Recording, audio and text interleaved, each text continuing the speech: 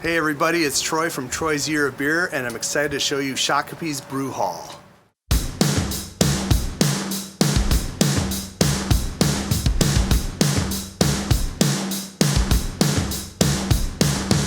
I'm with Ben. Yep. You're the brewmeister, or brewmaster, how do you say it? Very German. No, I'm the head brewer here.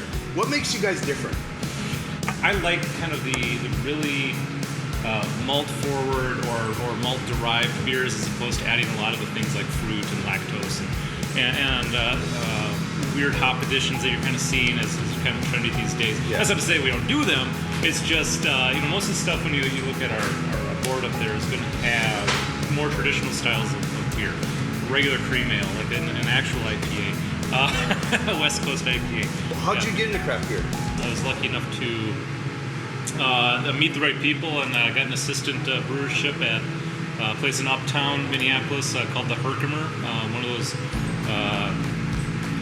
it's only 20 years old, but you almost have to say it's one of those original brew pubs in the state. So I was assistant there for several years, became the head brewer there after the head brewer left to do some other stuff, and after a couple of years there, I got approached by Damon and Ryan, the two owners here, and I met them a couple of years ago, and they kind of planted that seed in my head, and here we are now. So, What's your favorite part of your job? I get a kick out of kind of the intersection of, I guess you'd say, art and science that I get to play around with. Grain and malting, and how water chemistry works, and how the hops interact at different times with the beer, all that kind of fun stuff is really interesting. And then playing around with the history of beer, trying to pay homage to a lot of traditional styles, and talk to people about where those styles came from, why they exist. That's a lot of fun for me. All right, so I'm here with my lovely bride, Amy. Hi. I have her to thank for this whole YouTube channel thing, because she gave me the Christmas present of Craft Tap. I'm getting ready to use my Craft Tap app to buy my first beer. And so I got the app open. I'm gonna hit redeem. It's easy like that. It says I have 10 because that's for the month. And then I'm gonna go to Shakopee, Brewhall. Boom. Are you sure you want to? I absolutely am sure. I'm gonna hit redeem. And then I'm supposed to it says show this to the bartender. And this is Dustin. Yes. Hey. Hello, everybody. Dustin is the bartender here. And so I'm gonna do that. Looks good to me. Hit okay. Yeah. Boom. Sweetness. So what am I gonna order? We just ordered a really yummy looking beer. It's a cream ale. Yeah, sorry for the camera work. And we're gonna talk about the glassware with Dustin, because I think I'm really bad at this. All right, anyway, so we're gonna talk about this, but I'm gonna first have a sip.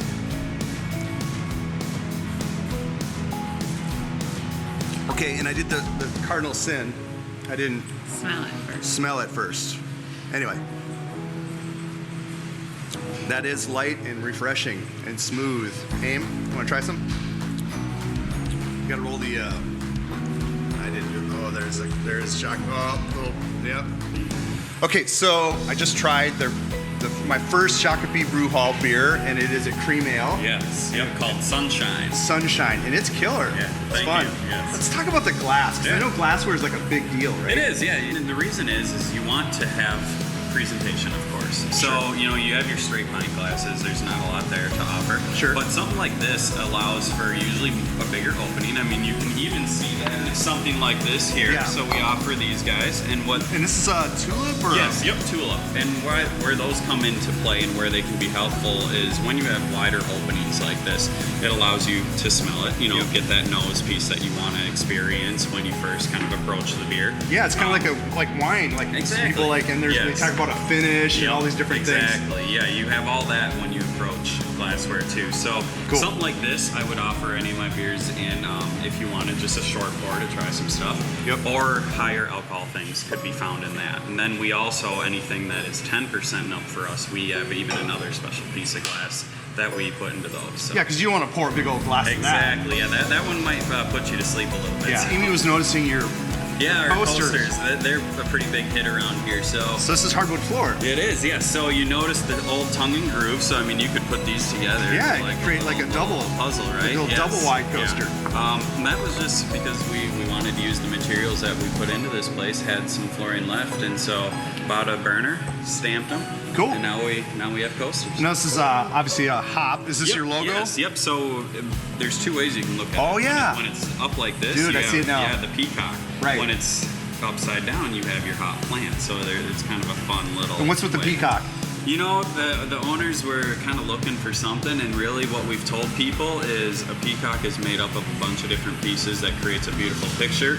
Well, we're all community driven, share more than a beer is our style, so we have a bunch of different hands and pieces in here to create a beautiful picture. So That's awesome. yeah. And they can be cocky too. Yeah, you know, It's not cocky. You can brag a little bit. It's not cocky if you can back it up. Exactly. Kid Rock. Yeah.